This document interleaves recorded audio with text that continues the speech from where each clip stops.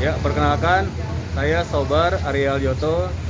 Dalam ini saya selaku Ketua Panitia PPDB SMK 12 Bandung akan menjelaskan beberapa cara-cara pendaftaran online di PPDB Jabar yang berlaku untuk sekolah negeri tingkat SMA dan SMK se-Jawa Barat. Ya, persiapan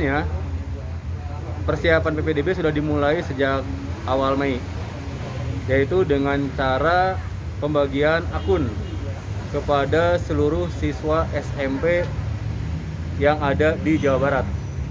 Jadi siswa SMP negeri ataupun swasta yang ada di Jawa Barat akan mendapatkan akun pendaftaran dari Dinas Pendidikan Provinsi Jawa Barat. Setelah akun itu diberikan kepada siswa SMP melalui para operator SMP-nya atau wali kelas di SMP-nya, maka siswa tersebut harus mengupload dokumen-dokumen persyaratan pendaftaran.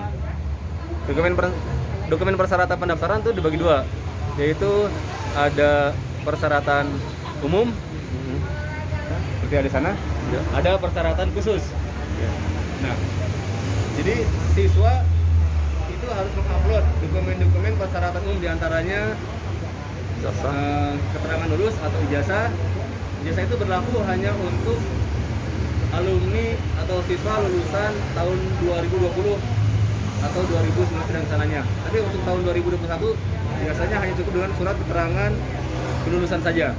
Kemudian rapot semester 1 sampai semester 5, KTP orang tua, KK, akte kelahiran, dan juga tanggung jawab mutlak orang tua. Nah, dokumen-dokumen tersebut diupload oleh siswa melalui akun pendaftaran yang telah diberikan kepada siswa tersebut. Nah, ketika mengupload dokumen tersebut, siswa bisa minta bantuan kepada sekolah asal, SMP atau madrasah sanawiyah. Nah, itu diupload dari mulai tanggal 17 sampai tanggal 30 Mei. Adapun dokumen khusus, apa itu dokumen khusus? Dokumen yang diperlukan untuk persyaratan ketika siswa tersebut akan mendaftar lewat jalur-jalur tertentu. Di sini ada jalur-jalur afirmasi. Afirmasi terdiri dari KETM dan juga polisi tertentu, dan juga termasuk anak ABK atau anak yang berkebutuhan khusus. Kemudian prioritas terdekat juga ada jalur perpindahan orang tua dan anak guru, dan juga ada jalur prestasi. Nah, prestasi dibagi 3. Ada prestasi kejuaraan, ada prestasi rapot unggulan, dan ada prestasi rapot umum. Nah, apa persyaratannya? Nah, kita mulai dari yang pertama. Untuk jalur KETM dan anak ABK. Untuk anak ABK mendapat adanya surat keterangan berasal dari sekolah asal ataupun di sekolah yang menerangkan bahwa anak tersebut berkebutuhan khusus.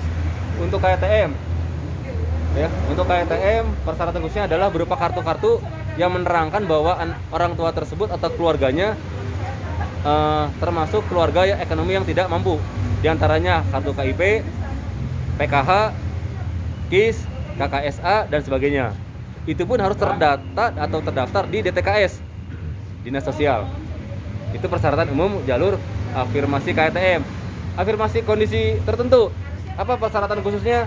Persyaratan khususnya adalah dokumen yang menerangkan diantaranya keluarga tersebut kena musibah bencana alam atau bencana sosial, ada surat keterangan domisili dari RT dan RW-nya, atau orang tersebut atau keluarganya merupakan tim penanggulangan COVID-19. Nah, biasanya di sini ada tim tenaga medis atau sejenisnya. Nah, kemudian persyaratan khusus di jalur perpindahan orang tua itu adalah surat tugas dari atasan langsung yang nanti akan diupload. Ya. Adapun surat tugas tersebut paling lama bekerja di situ adalah 3 tahun. Jadi setelah 3 tahun bukan pindah lagi, itu sudah termasuk anggota pegawai lama. Sedangkan anak guru ada surat keterangan mengajar atau SK yang menyatakan dia adalah guru di sekolah tersebut. Guru di sini berlaku untuk guru SMA, SMK, SMP, madrasah sanawiyah, madrasah aliyah, SD ataupun pendidikan usia dini, baik negeri maupun swasta, baik honorer maupun pegawai negeri sipil. Kemudian prioritas terdekat itu adalah persyaratan khususnya tidak ada. Adapun yang dilihat adalah nanti berdasarkan dari koordinat yang ada di dalam KK tersebut. KK kan merupakan persyaratan umum. Nah, ketika prioritas terdekat, KK juga menjadi persyaratan khusus. Ya. Nah, ada KK. Kemudian prestasi kejuaraan itu adalah beberapa sertifikat kejuaraan yang diikuti atau diperoleh oleh siswa selama berada di SMP-nya atau di madrasah sanawiyahnya. Nah, kemudian rapot unggulan itu adalah persyaratan khususnya adalah rapot tadi semester 1 sampai semester 5. Juga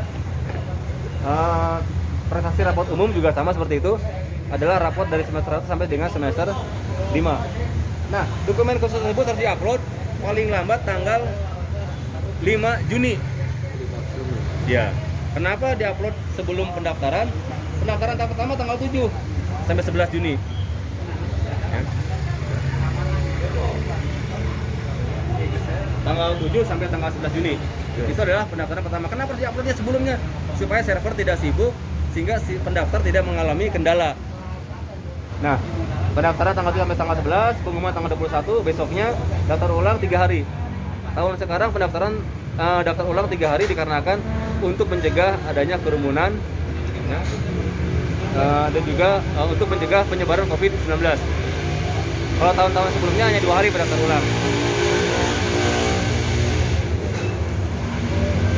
Ya. Kemudian tahap kedua. Tahap kedua itu dilaksanakan pada tanggal 25 Juni sampai 1 Juli. Pengumumannya tanggal 9 Juli. Nanti daftar ulang tanggal 12, 13, 14.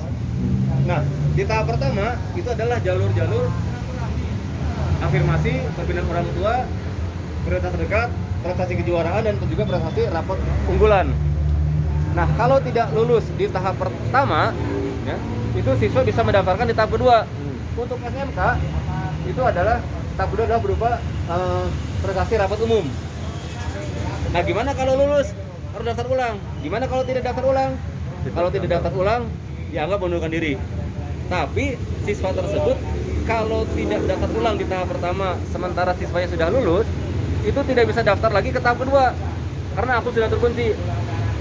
Kalau ingin daftar lagi ke tahap kedua, sementara dia sudah keterima di tahap pertama, harus mengundurkan diri secara tertulis, ya.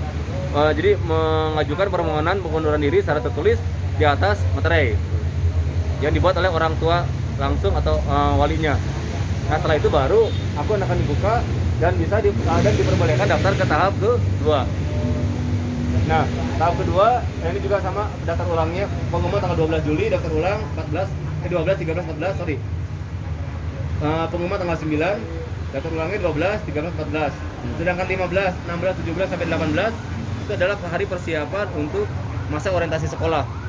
Tanggal 19 Juli adalah hari pertama tahun ajaran baru 2021-2022. Demikian yang bisa saya sampaikan.